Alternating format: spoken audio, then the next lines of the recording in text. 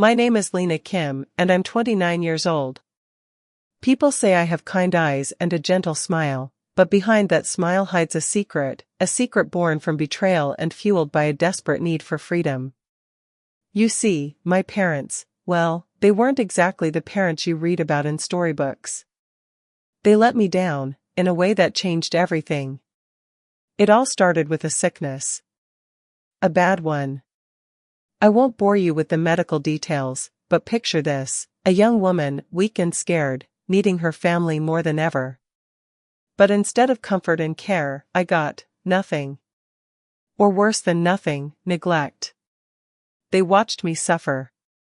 And then, after everything, after the pain and the loneliness, they showed up.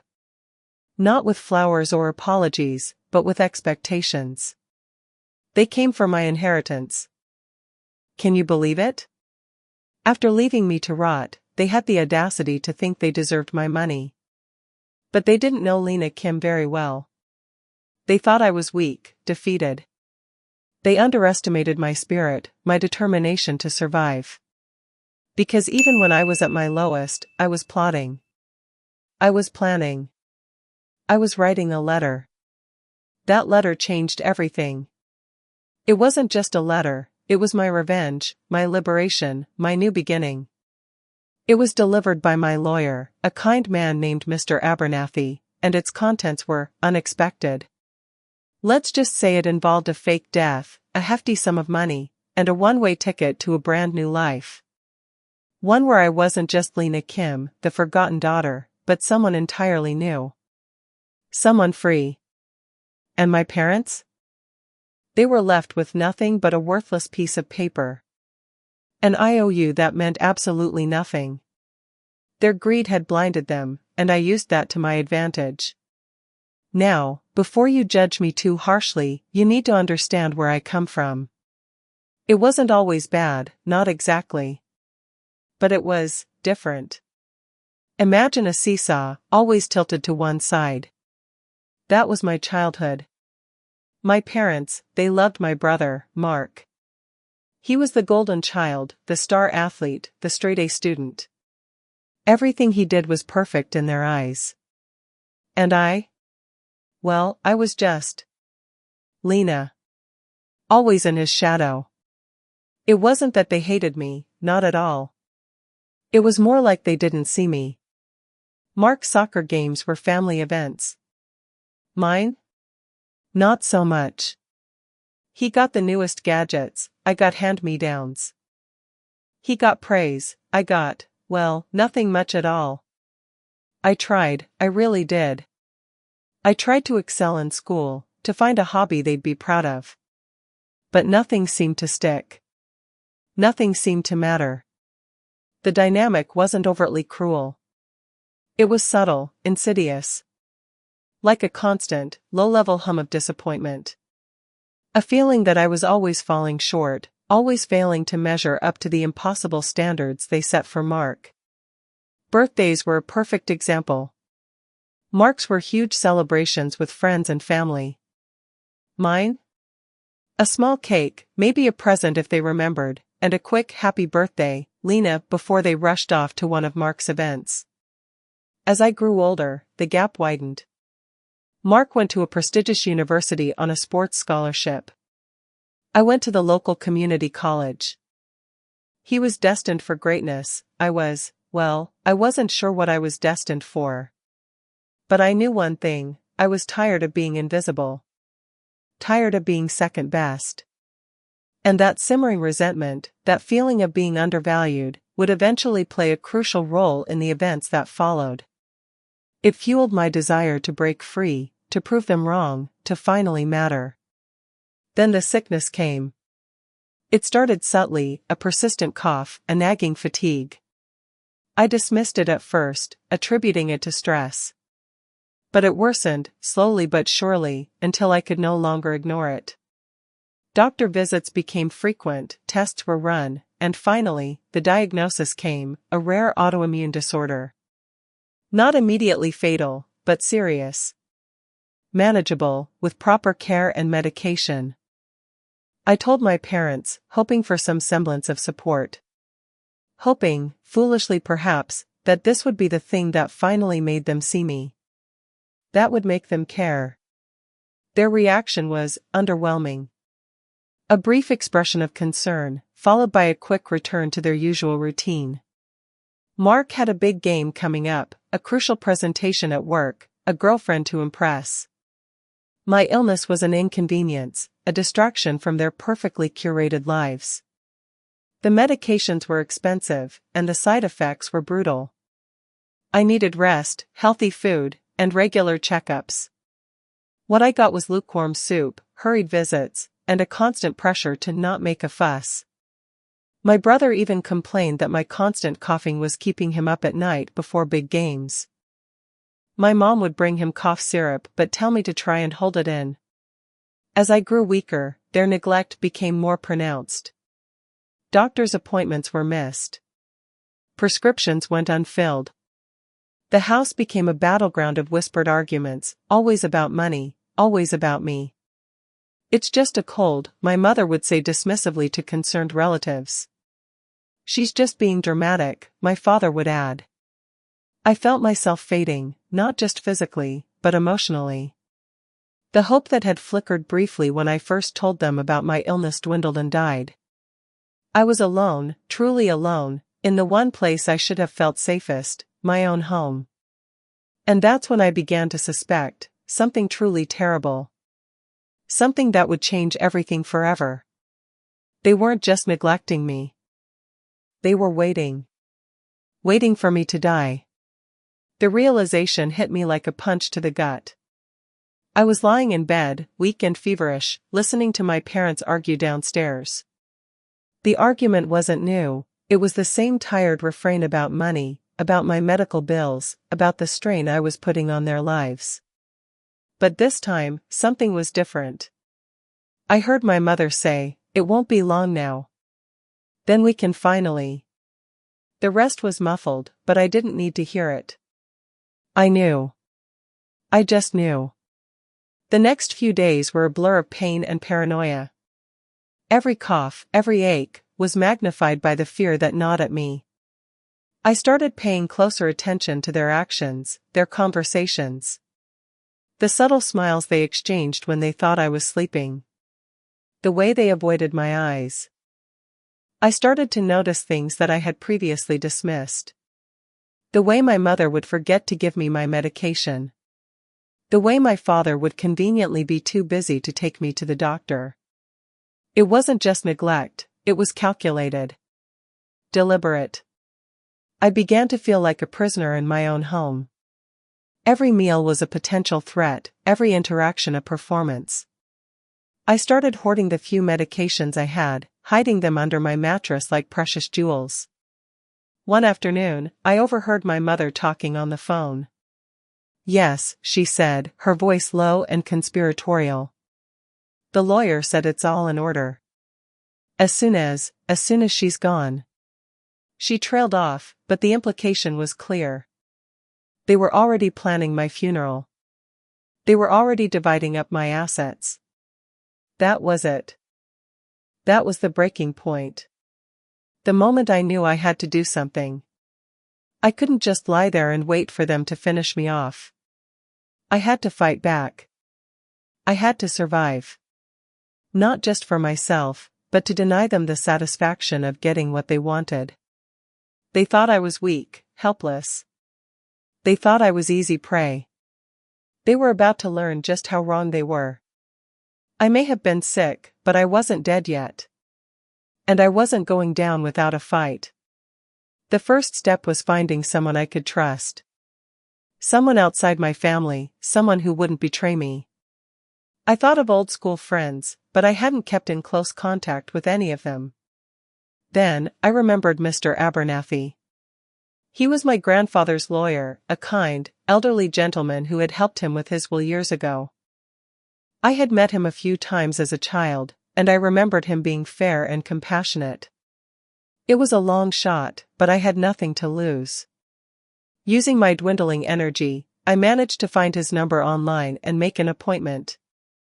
I told my parents I was going to a doctor's appointment, which, technically, wasn't a lie. The day I met with Mr. Abernathy, I was weak and trembling. But as I began to tell him my story, a fire ignited within me. I told him everything: my childhood, my parents' favoritism, my illness, and their blatant neglect.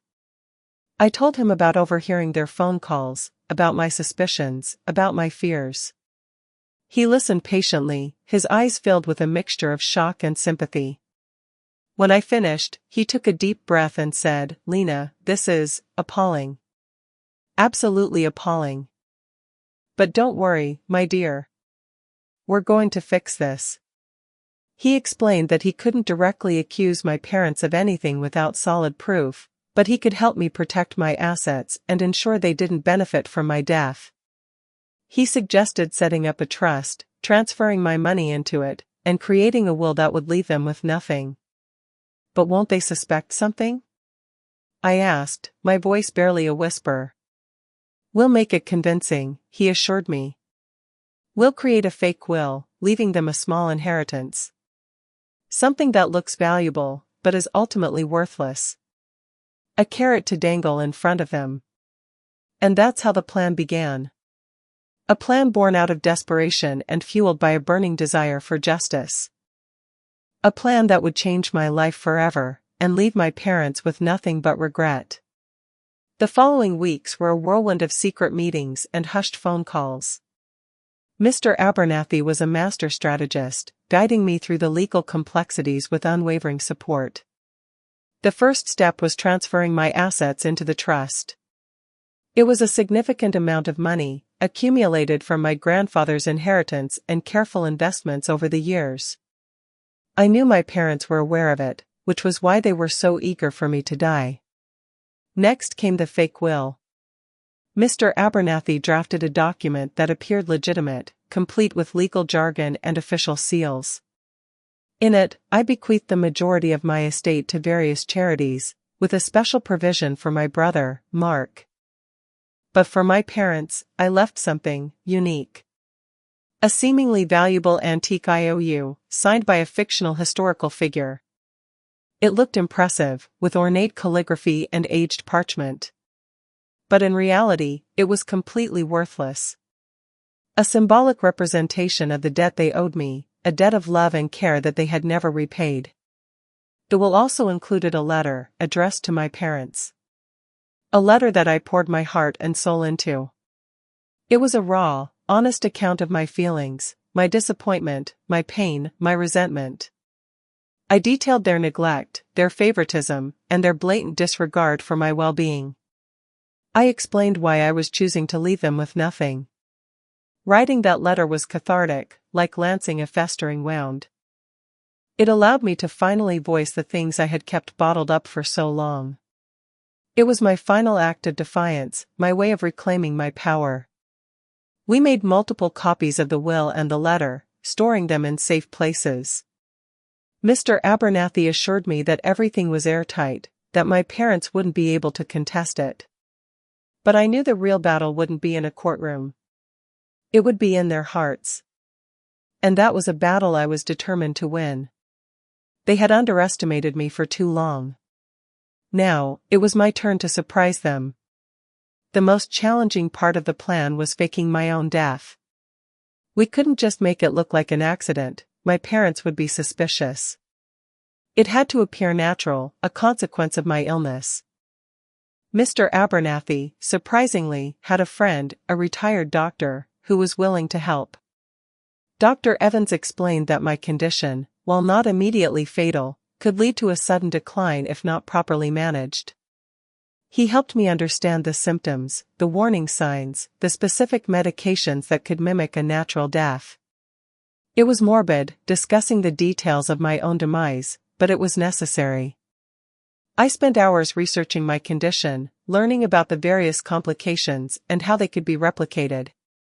Dr. Evans also provided me with a specific combination of medications that, when taken in a certain sequence and dosage, would slow my heart rate and breathing to the point where I would appear dead. It was a risky procedure, but I trusted him implicitly. We planned everything meticulously.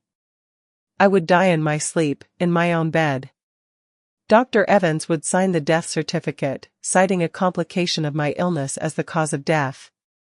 Mr. Abernathy would notify my parents and arrange the funeral. The days leading up to my death were surreal.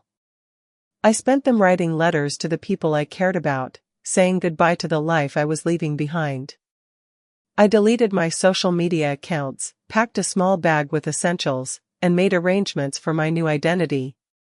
On the night before, I took a long bath, listening to my favorite music.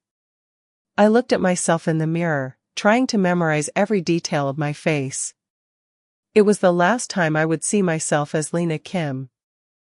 As I lay in bed, waiting for the morning, I felt a strange mix of emotions: fear, sadness, excitement, and a deep sense of liberation. I was about to embark on a new chapter, a chapter free from the constraints of my past. It was a terrifying prospect, but also an incredibly empowering one. I closed my eyes, took a deep breath, and whispered, "Goodbye, Lena. Hello, freedom." Then, I swallowed the pills. I woke up in a motel room, miles away from my old life. Disoriented and groggy, but alive. Dr. Evans had been monitoring me throughout the night, ensuring that the medications didn't cause any permanent damage.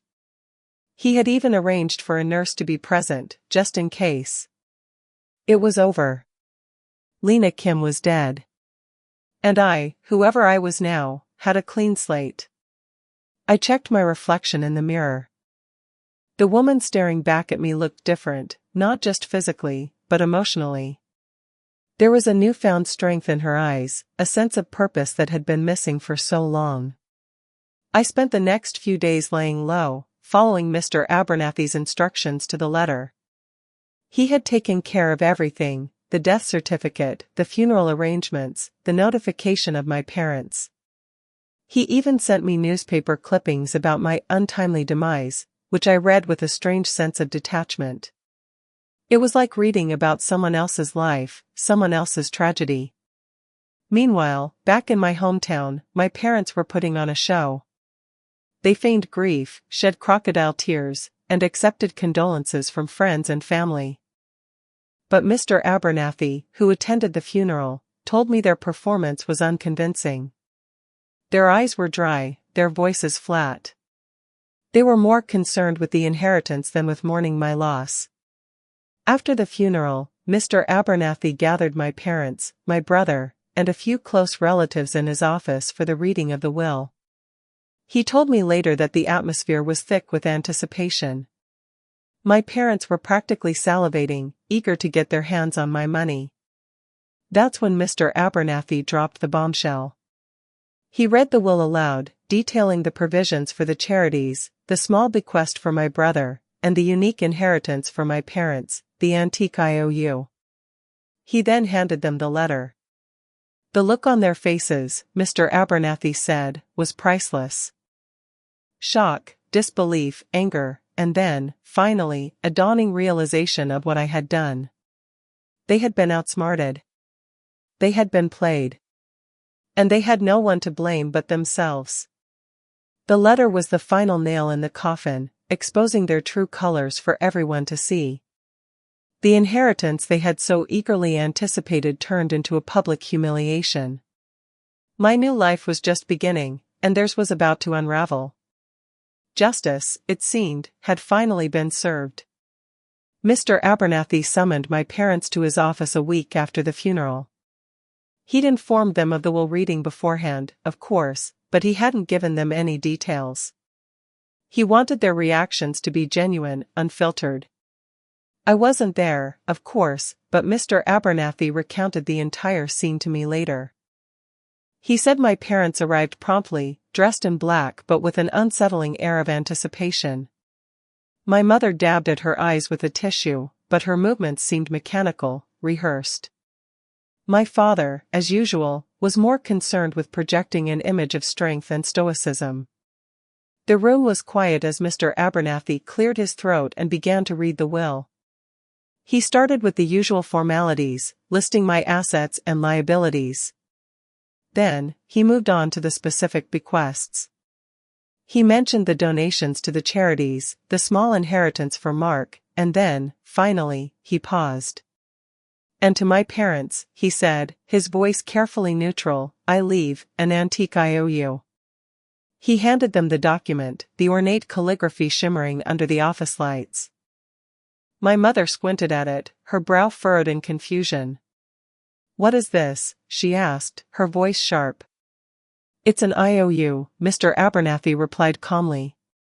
"Signed by a rather obscure historical figure." My father snatched the document from her hands and examined it closely. "This is it?" he demanded, his voice rising. "This is all she left us?" Mr. Abernathy nodded slowly. "That, and a letter." He retrieved the letter from the file and handed it to my mother. She unfolded it with trembling hands, her eyes scanning the words. As she read, her face began to drain of color. Her lips trembled, and her eyes filled with tears. But these weren't the crocodile tears she had shed at the funeral. These were tears of anger, of humiliation, of dawning comprehension. My father watched her intently, his face a mask of barely suppressed rage. He knew what was coming. He knew that I had finally gotten the last word.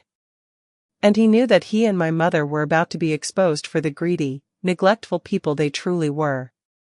The silence in the room was broken only by my mother's choked sobs. Mr. Abernathy waited patiently, allowing the words to sink in, allowing the truth to finally be revealed. The charade was over. The game was up. And my parents had just lost, spectacularly. Mr. Abernathy watched as my mother struggled to compose herself, her face contorted with a mixture of rage and despair. My father remained silent, his jaw clenched tight, his eyes burning with fury. "Would you like me to read the letter aloud?" Mr. Abernathy asked, his voice calm and professional. My mother shook her head, but my father nodded curtly. "Get it over with," he growled. Mr. Abernathy cleared his throat and began to read. His voice was steady and measured, but the words themselves were anything but. "Dear Mother and Father," he read, "I'm writing this letter knowing that I will no longer be alive to witness your reactions. And perhaps that is for the best. For years, I have yearned for your love and approval. I have strived to meet your expectations, to be the daughter you always wanted me to be. But I have failed. I have always failed." He paused, glancing up at my parents. My mother was weeping openly now, her body shaking with sobs. My father remained impassive, but Mr. Abernathy could see the muscles twitching in his face. "From a young age, Mr. Abernathy continued, it was clear that Mark was your favorite. He was the golden child, the star athlete, the successful son. And I was, just Lena. Always in his shadow, always second best. I accepted that, for a long time. I told myself that it was enough to simply be your daughter, even if I wasn't your favorite. But then I got sick. And that's when I realized the true extent of your indifference. You didn't care about my well-being. You didn't care about my pain. You only cared about the inconvenience I was causing, the financial burden I was placing on your lives. You let me suffer. You watched me fade away. And you did nothing. Or worse, you actively neglected me, hoping that I would just disappear. And for what? For my inheritance? For the money that you so desperately craved?" Mr. Abernathy paused again, taking a deep breath. "Well, you won't get it. I have transferred all of my assets into a trust, to be used for purposes that are far more deserving than your own selfish desires. I leave you with nothing but this worthless IOU, a symbol of the debt that you will never repay. A debt of love, of care, of basic human decency. I hope that one day, you will understand the pain you have caused me. I hope that one day, you will regret your actions.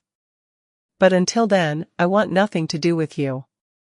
Goodbye, Mother and Father. I am finally free." The silence that followed was deafening.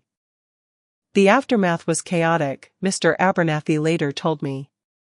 My mother, hysterical, began to scream and shout, accusing Mr. Abernathy of manipulating me, of poisoning my mind against them. She refused to believe that I could have written such a letter, that I could have been capable of such cruelty. My father, his face red with fury, lunged across the desk towards Mr. Abernathy, but my brother, Mark, intervened, pulling him back. Mark, who had remained silent throughout the reading, finally spoke. "Is it true?" he asked, his voice barely a whisper. "Is it true that Lena left them nothing?" Mr. Abernathy nodded. "Except for the IOU, which, as I mentioned, is of no monetary value." Mark stared at his parents, his expression a mixture of shock and disbelief. He had always known that they favored him, that they had certain expectations of me. But he had never realized the extent of their indifference, the depth of their greed. "How could you?" he asked, his voice filled with disgust. "How could you treat her like that?" My mother burst into tears again, but my father remained defiant.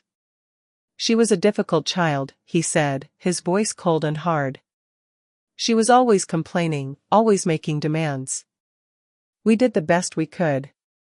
"No, you didn't," Mark retorted, his voice rising.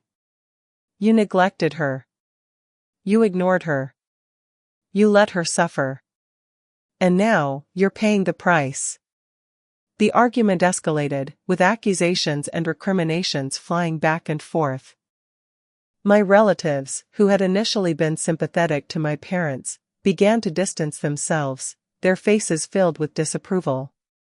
The truth had been revealed, and the consequences were devastating. My parents had lost not only my inheritance but also the respect of their family and friends. Their carefully constructed facade had crumbled, exposing the ugly reality beneath. Mr. Abernathy, witnessing the chaos unfold, felt a sense of satisfaction. He had carried out my wishes, exposing my parents' true colors and denying them the wealth they so desperately craved. Justice had been served, in the most dramatic and unforgettable way possible. And I, wherever I was, could finally rest in peace, knowing that I had gotten my revenge. Or so they thought. While my parents were dealing with the fallout from the will reading, I was busy building my new life. I had chosen a small town on the coast, far away from the city where I had grown up. I rented a cozy little cottage, surrounded by a garden filled with flowers. The air was clean and fresh, and the sound of the waves crashing on the shore was incredibly soothing. I had a new name, a new identity, and a new purpose. I used the money from the trust fund to open a small bookstore, a lifelong dream that I had always put on hold. The store was called Second Chapter, a fitting title for my new beginning. I filled the shelves with books that I loved, books that had inspired me, books that had given me hope during my darkest hours. I created a comfortable and inviting space where people could browse, read, and connect with each other. The bookstore quickly became a haven for book lovers in the town. I organized book clubs, author readings, and storytelling events. I made friends with the locals, people who appreciated my kindness, my intelligence, and my passion for literature. For the first time in my life, I felt truly seen, truly valued. I was no longer Lena Kim, the forgotten daughter, the neglected patient. I was someone new, someone strong, someone independent. I was the owner of Second Chapter, the heart and soul of a small community. I learned to surf, to paint, to play the guitar. I rediscovered my love for nature, spending hours hiking in the nearby mountains and exploring the hidden coves along the coast. I found joy in simple things, like watching the sunset, drinking a cup of coffee, or reading a good book. I didn't think about my parents often. But when I did, I felt a strange mix of emotions, sadness, anger, and a sense of pity. I knew that they were suffering, not just financially, but emotionally. They had lost everything, my inheritance, their reputation, and the respect of their family. But I also knew that they had brought it upon themselves. Their greed, their neglect, their indifference had led them down this path. And while I didn't rejoice in their suffering, I couldn't bring myself to feel sorry for them. They had made their choices, and they were now living with the consequences. As for me, I was finally free. Free from the constraints of my past, free from the expectations of my parents, free to live my life on my own terms. And that, I realized, was the greatest inheritance of all. 5 years passed. Second chapter thrived, becoming a beloved institution in the town. I had built a life I never thought possible, filled with joy, friendship, and purpose. I rarely thought about my old life, about Lena Kim. It was as if she had never existed. One day, a postcard arrived at the bookstore. It was a simple image of a lighthouse, bathed in the golden light of sunset. The return address was blank. I turned it over, and my heart skipped a beat. The message was short, handwritten in a familiar, shaky script: "We miss you. We are sorry. Please forgive us." There was no signature. I recognized the handwriting instantly. It was my mother's. I stared at the postcard for a long time, my mind reeling. What did it mean? Why now? Had they finally realized the error of their ways? Or were they simply desperate, reaching out to me in a last-ditch effort to get their hands on my money? I showed the postcard to Mr. Abernathy, who was now retired but still a trusted confidant. He examined it carefully, his brow furrowed in thought. "It's difficult to say," he said. "It could be genuine remorse. Or it could be a manipulation tactic. Your parents were always very skilled at playing the victim." I considered trying to find them, to confront them, to demand an explanation. But I quickly dismissed the idea. What would be the point? Even if they were sincere, could I ever truly forgive them? Could I ever forget the pain they had caused me? I decided to leave it alone. I had moved on, built a new life for myself. I wasn't going to let my past drag me back down. I filed the postcard away in a drawer, a reminder of the darkness I had escaped. But the message lingered in my mind, a nagging doubt, a faint flicker of hope. Perhaps, one day, I would be ready to confront my past, to face my parents, to finally find some closure. But not today. Today, I was content with my new life, with my new identity, with the knowledge that I had survived, that I had triumphed over adversity. And that was enough. For now. The postcard sat on my desk for weeks, a constant reminder of the past I had tried so hard to bury. I'd pick it up, turn it over in my hands, and try to decipher the true meaning behind those simple words. Was it genuine remorse, or just a desperate plea for help? One evening, as I was closing up the bookstore, a woman came in, browsing the shelves. She looked vaguely familiar, but I couldn't place her. We chatted for a few minutes about books, and then, as she was leaving, she turned to me and said, "Your bookstore is lovely. It reminds me of someone I used to know. Lena Kim." My heart skipped a beat. How did she know my old name? I forced myself to remain calm. "I'm sorry, I don't know anyone by that name," I replied, my voice steady. The woman smiled sadly. "Perhaps not anymore. But I knew her parents. They're not doing so well. Your father lost his job a few years ago, and they've had to sell their house. They're struggling to make ends meet." She paused, her eyes filled with pity. "They talk about you all the time. They regret what happened. They know they made mistakes." Then, she turned and walked out of the store, leaving me standing there, stunned. The woman's words confirmed my suspicions. My parents were struggling. They had lost their wealth, their status, and their reputation. They were paying the price for their greed and neglect. I felt a pang of guilt, a flicker of compassion. Should I reach out to them? Should I offer them help? After all, they were still my parents. But then I remembered the pain they had caused me, the years of neglect, the moments when they had made me feel worthless and unloved. I remembered the way they had watched me suffer, the way they had waited for me to die. And the guilt faded away, replaced by a sense of righteous anger. They had made their choices, and they were now living with the consequences. I had no obligation to help them. I had earned my happiness, and I wasn't going to let them take it away from me. I closed the bookstore, locked the door, and walked down to the beach. I sat on the sand, listening to the waves, and watched the stars twinkle in the night sky. I was free. I was happy. And that was all that mattered. Sometimes, late at night, when the bookstore was quiet and the town was asleep, I would sit in my armchair, sipping tea and reading a book, and I would wonder if I had done the right thing. Had I been too harsh? Too unforgiving? After all, they were my parents. They had given me life, raised me, and provided for me, even if they hadn't shown me the love and affection I craved. Was I justified in cutting them out of my life completely, in denying them my inheritance, in leaving them to suffer the consequences of their actions? These thoughts would plague me, filling me with doubt and uncertainty.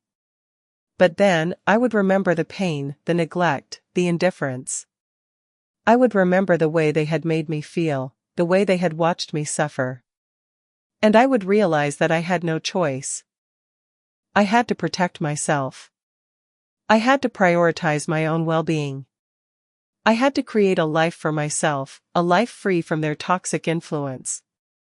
Faking my own death, while extreme, was the only way to achieve that. It was the only way to escape their grasp, to reclaim my power, to finally be free. And I had succeeded. I had built a life I loved, filled with joy, friendship, and purpose. I had found happiness and contentment in the simple things, in the beauty of nature, in the power of literature. I had learned to love myself, to value myself, to appreciate the strength and resilience that I had always possessed. And that, I realized, was the most important thing. I had chosen myself.